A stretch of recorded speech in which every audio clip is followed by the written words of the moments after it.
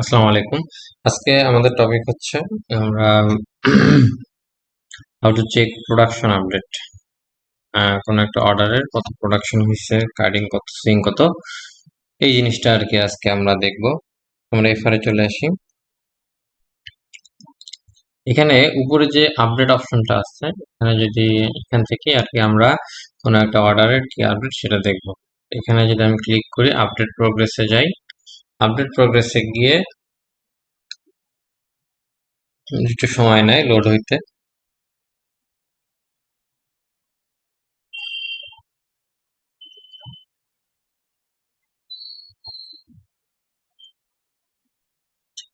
চলে আসছে এখানে। একটা জিনিস বলে রাখি, আমরা এই আপডেটটা দেখতে পাবো পিও ওয়াইজ। কোন পিওতে কত কাটিং হয়েছে, কত সুইং হয়েছে, কত প্যাকিং, এই সবগুলোই এখান থেকে আমরা দেখতে পারবো। এই আপডেট গুলো কিন্তু আমরা ইন্টিগ্রেশনের মাধ্যমে একটা এক্সেল আপলোড করব ফার্স্টে একটু, ওইভাবে আর কি প্রতিদিন আপডেটটা হয়। আবার অনেক ক্ষেত্রে দেখা যায় যে ফিনিশিং থেকে direct first reactive PO by PO update করে বা এন্ট্রি করে। ওটাও আর কি হয়। এক এক ফ্যাক্টরিতে এক এক ভাবে করে আর কি। তবে অর্ডার ইন্টিগ্রেশনের মাধ্যমে আপডেট করাটাই সবচেয়ে ইজি।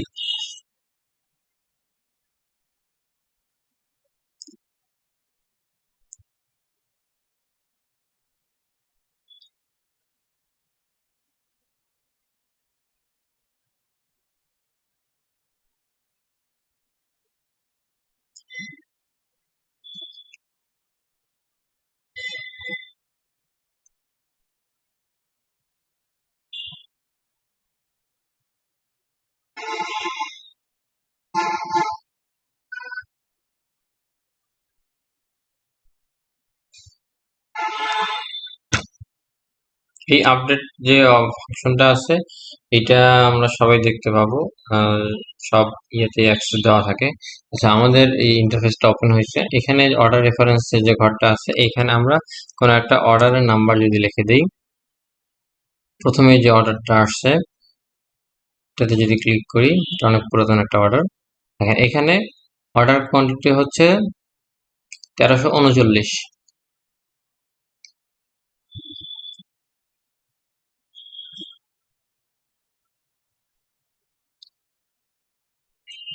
কাটিং হয়েছে 1630 পিস, ইনপুট হয়েছে 1599 পিস, সুইং আউট হয়েছে 1586 পিস, ফিনিশিং এ রিসিভ করছে 1586 piece. Packing, finish, final inspection, ship, এগুলোর আপডেট এখানে আসেনি, কারণ এগুলো হয়তো আপডেট প্রয়োজন হয় না, এই জন্য এখানে চলে আসে নাই। আমরা এই অপশন থেকে আমরা যে কোনো আপডেট এখানে দেখতে পারবো। এখন আপডেট কিভাবে করে, এটা তো আমরা আপডেট দেখলাম। তাহলে এখন কিভাবে আপডেট করা হয়, বা যদি কখনো কোয়ান্টিটি বেশি আপডেট হয়ে যায়, অনেক সময় রিজেকশন হয়, সেটা আমরা কিভাবে চেঞ্জ করব, সেটার ক্ষেত্রে এইখানে যে ফাংশনটা আছে, এটা হচ্ছে রিজেক্ট, এটা হচ্ছে আপডেট। এখন 1630 পিস কাটিং হয়েছে। এখন আমি যদি কমায় এটাকে 1600 পিস করতে চাই, 1600 এটাকে কপি করে নেই, নাহলে পরে খুঁজে পাবো না। 1600 লিখে আপডেট দিলাম। দেওয়ার পরে এটা আমি আবার এই অর্ডারটা সার্চ করি। দেখেন আপডেট হয়নি এখানে। কেন আপডেট হয় নাই?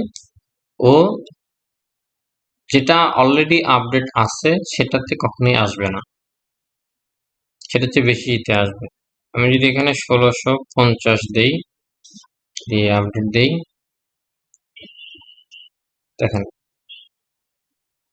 আগে ছিল যেটা, তার সাথে 1650 এখানে অ্যাড করা হয়েছে।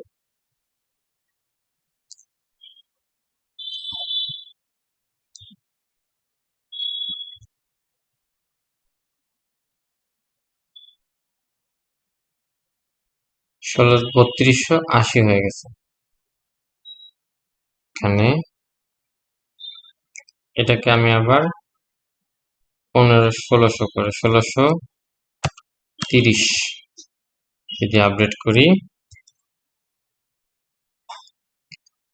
ওটা আর যোগ হয়ে গেছে। মোট কথা আমি যেটাই দেবো সেটা এখানে যোগ হইতে থাকবে। আগের আপডেটের সাথে। এখন প্রশ্ন হলো তাহলে আমি কিভাবে এই কারেকশন কিভাবে করব, বা কিভাবে আমি আবার 1630 ফেরত আসবো। সেক্ষেত্রে আমাকে এখানে রিজেকশনে দিতে হবে 1600। যদি আমি রিজেকশনে 1600 দিয়ে দিই, তাহলে দেখেন এখান থেকে মাইনাস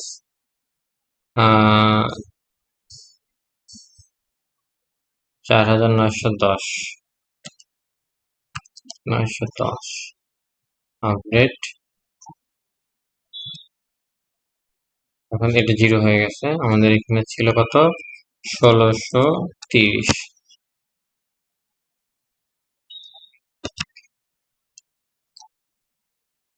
1630 চলে আসছে। আচ্ছা, এখন আপনার এইখানে লাস্টের যে কলামটা, এখানে যদি আমি চাই যে 300 পিস প্যাক দেখাবো, 300 দিয়ে আপডেট দিলে এখানে 300 চলে আসবে। ঠিক আছে, 300 চলে আসছে। এখন আমি যদি কমপ্লিট, এখানে কমপ্লিট এখানে একটা টিক মার্ক দেওয়া যায়। আমি যদি এখানে যদি আমি ওই টিক মার্কটা যদি দিয়ে দেই, তাহলে এইটার জন্য এটাকে আর কোনো ব্যালেন্স দেখাবে না। যেমন শোয়িং আউট, যেটা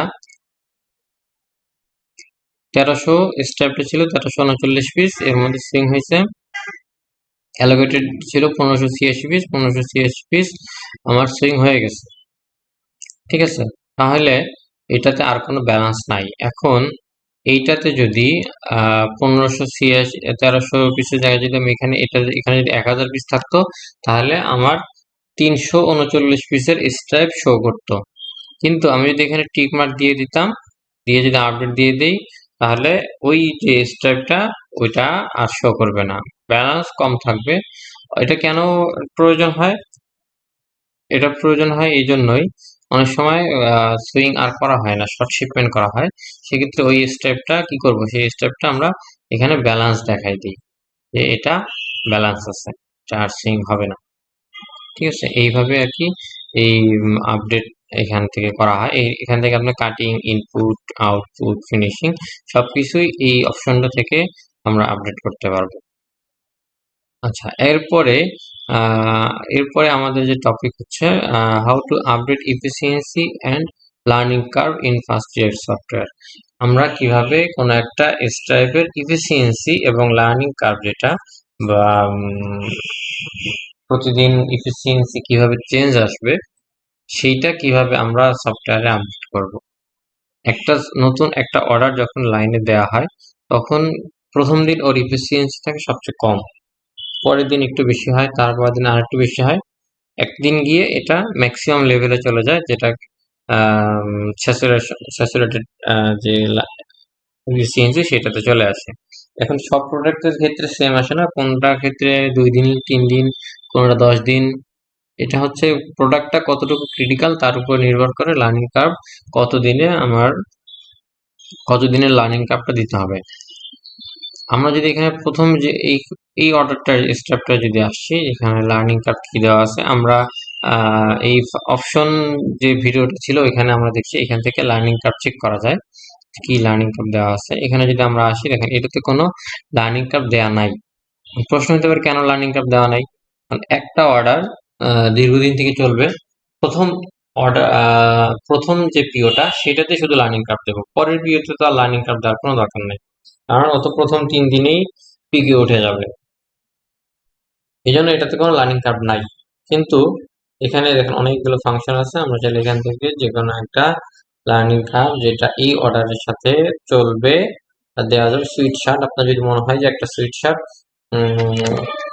শার্টের এসএমবি যদি এটা 16 থেকে 20-এর মধ্যে হয় সুইট শার্ট, তাহলে আপনি এটা দিতে পারেন। এই অর্ডারটা যদি রিপিট হয়, যে এই লাইনে এর আগে কখনো করছে, তাহলে আপনি এটা দিতে পারেন। এটা একটু একটু ফাস্টার গতিতে আর কি হবে, বা একটু কম লার্নিং কার্ভের মধ্যে আর কি কমপ্লিট করবে। এগুলো বানানো যায়, এগুলো আমাদের যেহেতু তৈরি করা আছে, চাইলে আপনার মতো করে আপনি চেঞ্জ করে নিতে পারেন। এই ফাংশন থেকে অ্যাকচুয়ালি আমরা লার্নিং কার্ভটা কোনো একটা অর্ডারের এগেইনস্ট দিয়ে থাকি। যেমন এই অর্ডারটার কোনো লার্নিং কার্ভ ছিল না, এখন আমরা এখানে একটা লার্নিং কার্ভ দিয়ে দিলাম। আচ্ছা, এরপরের স্টেপটা যদি আমরা আসি,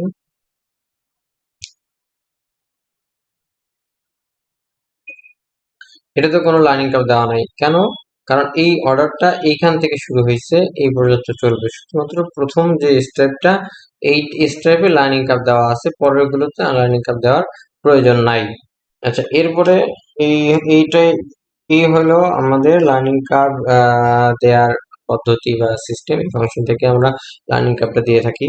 আচ্ছা, এরপরে হচ্ছে স্ট্রাইপ এফিসিয়েন্সি। আপনি এই অর্ডারটা প্ল্যান করছেন বা এই স্টেপটা প্ল্যান করছেন, এই লাইনে কত এফিসিয়েন্সিতে সেটা আমরা প্ল্যান শিডিউল যেটা আছে এখানে গিয়ে দেখতে পারবো। প্ল্যান শিডিউলে যদি আমি যাই, তাহলে দেখবো এই অর্ডারটার এখানে এফিসিয়েন্সি শো করতেছে 70 মানে এই দিনে বা এই স্টেপটা 70-এ আমার প্ল্যান করা আছে, 70 এফিসিয়েন্সি প্ল্যান করা আছে। আমরা যদি এই অর্ডারটাই ধরি, এটাতে হয়তো লার্নিং কার্ভ দেওয়া আছে, কারণ এটা ডিফারেন্ট আইটেম মনে হয়।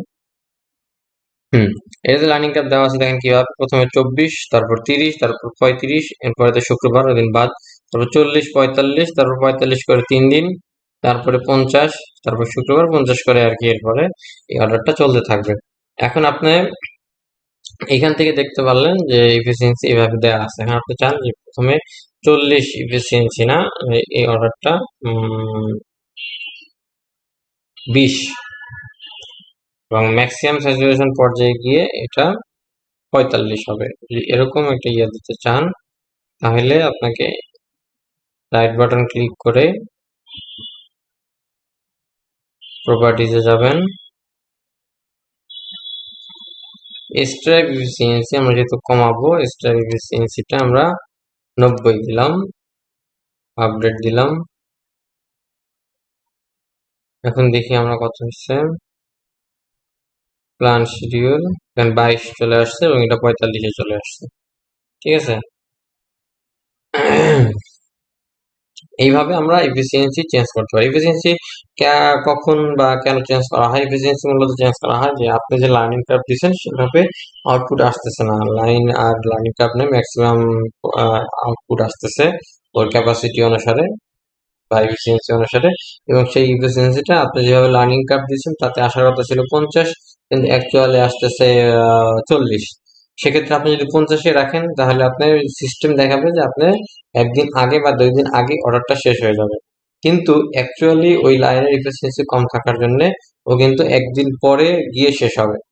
কাজেই অ্যাকচুয়ালি কি হচ্ছে ওইটা এখানে আমরা যদি রিফ্লেক্ট না করি, তাহলে আমরা যে প্রজেকশন দিব বা সেই প্রজেকশনটা কিন্তু ঠিক থাকবে না। আমরা মার্চেন্টকে অফার করলাম যে আপনার এই অর্ডারটা আমি 10 তারিখে দেব, 50% এফিসিয়েন্সি ক্যালকুলেশন করে বললাম। অ্যাকচুয়ালি লাইনে যদি 50% এফিসিয়েন্সি না আসে, 40-এ আসে, তখন দেখা যাবে যে ওইটা একদিন আর বেশি লাগতেছে। এই জিনিসটা আর কি বোঝার জন্য বা চেঞ্জ করার জন্য আমরা এইখান থেকে এই এফিসিয়েন্সিটা আমরা চেঞ্জ করে থাকি। আচ্ছা, আজকের মতো আমাদের এই দুইটা টপিক আমরা এখানে কমপ্লিট করলাম। একটা হচ্ছে how to check production update, production update কিভাবে করে, চেঞ্জ কিভাবে করে বা দেখে কিভাবে, সেটা আমরা জানতে পারলাম। আর আরেকটা হচ্ছে update efficiency and learning curve, learning curve কিভাবে অ্যাপ্লাই করব এবং ইফিসিয়েন্সিটা কিভাবে চেঞ্জ করব। লার্নিং কার্ভ দেওয়ার পরেই তো ওখানে আমার ওই স্টেপে বা ওই অর্ডারে ইফিসিয়েন্সিটা চলে আসবে।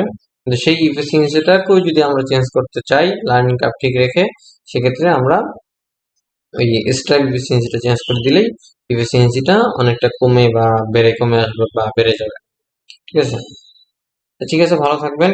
কারো কোনো কিছু বুঝতে সমস্যা হলে অবশ্যই কমেন্টস বক্সে জানাবেন। ধন্যবাদ।